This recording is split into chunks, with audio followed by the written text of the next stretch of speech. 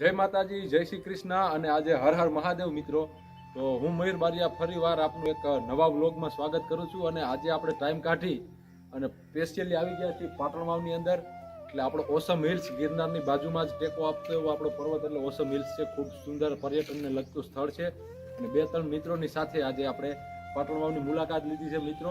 અને પાટણ વાવની શોભા વધારતા એવા મહાદેવની આ એક મૂર્તિ છે, જેનું આપણે આજે દર્શન અને તમને થોડીક સિનેમેટિક ક્લિપ બતાવું છું. તો મિત્રો વિડીયોમાં બન્યા રહેજો. ચેનલ પર નવા હોય તો ચેનલને સબસ્ક્રાઇબ કરી, વિડીયોને લાઇક કરી અને કોમેન્ટ.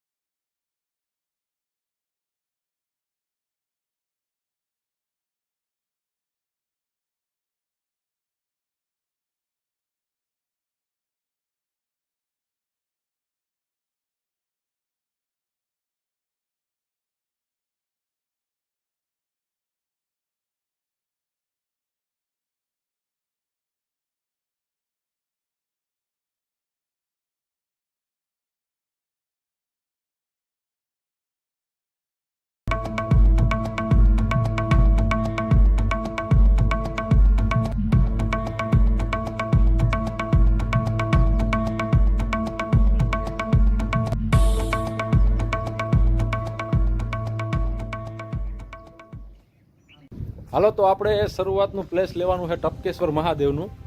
અને અહીંથી હાલતા થઈ ગયા છીએ. રસ્તો થોડોક આપણે સિમેન્ટનો બનાવેલો હોય, આગળ જતા સીડી આવવાની છે.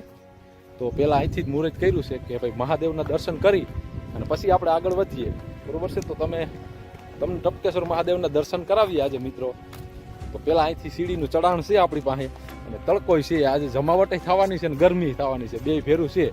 તો પહેલાં આપણે અહીંથી લઈ લઈએ, બરોબર છે. વિડીયો કન્ટિન્યુ કરજો.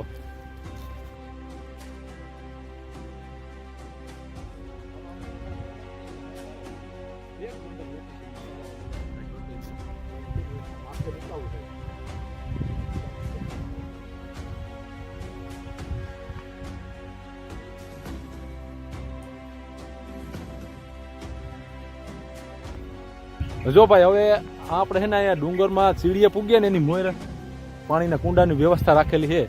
તો ડુંગર છે એટલે સ્વાભાવિક છે ભાઈ કે જંગલી જનાવર હોય જ, તો એમની પાણીની વ્યવસ્થા રાખેલી છે. તો આપણે પેલા જો અહીંયા જો અત્યારે જો ચકલા બકલા ને બધું દેખાય, રાત્રે મોટા જનાવર હોતે આવતા હોય તો પાણીની વ્યવસ્થા રાખેલી છે. તો તમે પેલા જોવો 1, 2 ને 3 કુંડા રાખેલા છે.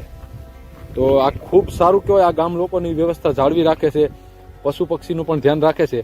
તો એક ખૂબ સારી બાબત છે. અને હવે આપણે આગળ વધીએ, બરોબર, કારણ કે પાટ આમાં લાંબા થવાના છે. તો ધીમે ધીમે આગળ વધીએ, નકર જાજી જગ્યા છે અને ગેપ પ્રમાણે આપણે લેવું તો પડશે, જેમાં હાલશે નહીં. હવે આપણે સીડીએ પૂગ્યા છીએ અને ટપકેશ્વર મહાદેવ અને ગૌમુખી ગંગા અને ભીમની થાળી 3 વસ્તુ આપણે અહીંથી જોવા મળશે.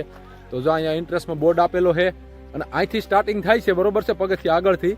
તો ગૌમુખી ગંગા, ટપકેશ્વર મહાદેવ મંદિર અને ભીમની થાળી. તો પેલા આ 3 વસ્તુ આપણે કવર કરશું અને પછી આગળની બીજી વસ્તુની માહિતી આપણે લેવું.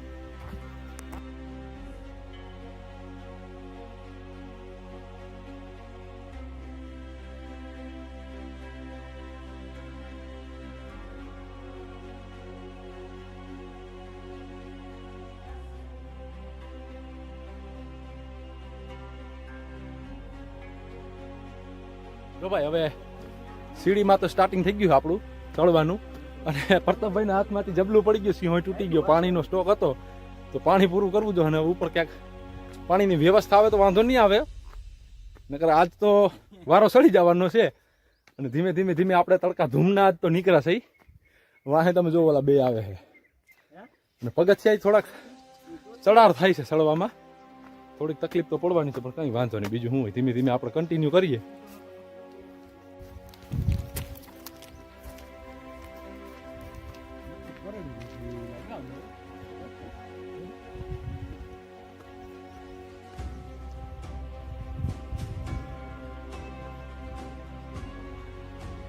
હવે ભાઈ જો આપણે થોડુંક ચડી ગયા છીએ, આગળ 2 બેન્ચ આપેલી છે તો થોડુંક પાણી પી લઈ. અને પાછળની સાઈડમાં તમને આ ખાડા જેવું દેખાય ને, ખાડો નથી. ચોમાસા દરમિયાન અહીંથી જે નદી નીકળે છે ને ભાઈ, ઝરણું, આપણે ટૂંકમાં નદી ન કહી શકીએ, ઝરણું કહેવાય. તો એ ઝરણાની તમે ચોમાસા દરમિયાન મુલાકાત લ્યો ને, ફૂલ્લી નેચરલ, એમ તમારું બધું ટેન્શન ફ્રી થઈ જાય, મગજ મજા આવી જાય. અને ચોમાસે જાય અહીંથી પાછળથી ઝરણું નીકળે ભાઈ, ટપકેશ્વર મહાદેવના મંદિરેથી થઈ અને છેટ આમ ગામની આગળ થઈ નીકળી જાય અને ઝરણું અહીંથી ખૂબ સુંદર નીકળે. તો ક્યારેક તમને ટાઈમ મળે ને તો ઓસમ હિલ્સની મુલાકાત લેજો, તો ખૂબ મજા આવશે. અને અમે પાછળ બેન્ચને રાખેલી છે તો થોડુંક પાણી પી અને થોડોક વિહામો લઈ લઈ, કારણ કે હા ચડે છે, તમે વિડીયોમાં જ જોતા હશો, હા ચડે છે.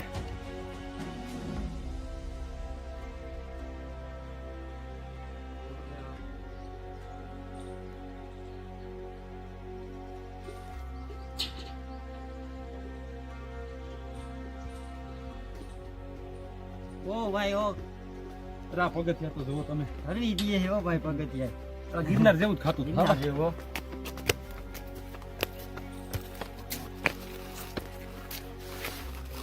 જો તમે હજી ઉપર કેટલા પગથિયા દેખાય, જાજા છે.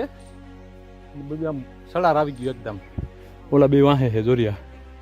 અને સીડી તમે જુઓ તો એમનેમ કાંઈ ભગવાનના દર્શન થતા નથી ભાઈ, થોડી ઘણી મહેનત કરવી પડે, ભોગ દેવા પડે, તો એ ભગવાનના દર્શન થાય છે. તો ધીમે ધીમે આપણે કન્ટિન્યુ રાખીએ.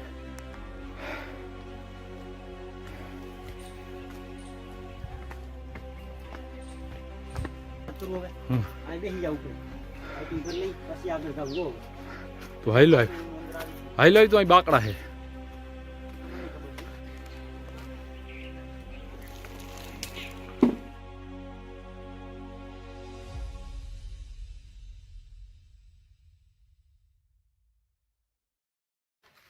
જો અહીંયા મજા શું છે ખબર, કે અહીંયા છે ને પશુ પક્ષી ને બધાય માણાનો ભરોસો કરે. લઈ લ્યો, અમારી પાસે બેઠા ને એને કઈ બીક છે?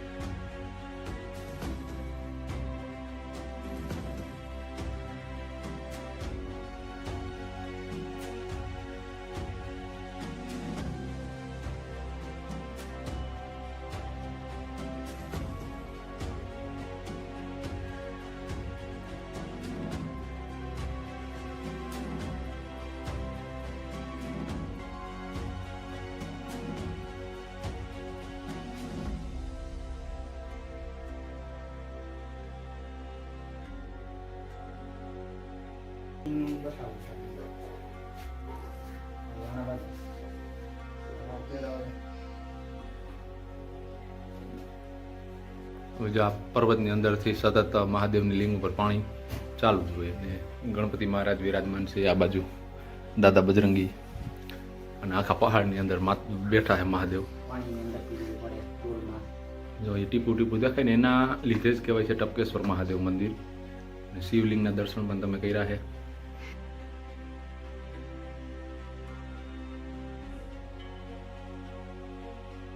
જો આ મંદિરની સાઈડમાં આપણે ગૌમુખી ગંગા ટપકેશ્વર મહાદેવ, તો અહીંયા તમે જોતા હશો, જો તમને પ્લેસ ચાલુ છે કદાચ દેખાય તો જુઓ તમે. અહીંયા ગૌમુખી ગંગા કહેવાય કારણ કે પર્વતમાંથી જે પાણી આવે તો એ પાણીના હિસાબે અહીંયા ગૌમુખી ગંગા કહેવાય છે. જો આ કુંડ આખું ભર્યું છે અને જુઓ તમે આ પથ્થરમાંથી જ પાણી આવે બધું. અત્યારે લાઇટ બંધ છે નકર ક્લિયર સીન નથી આવતો, પણ તોય મોબાઈલની ફ્લેશ વડે જો આટલું દેખાય છે.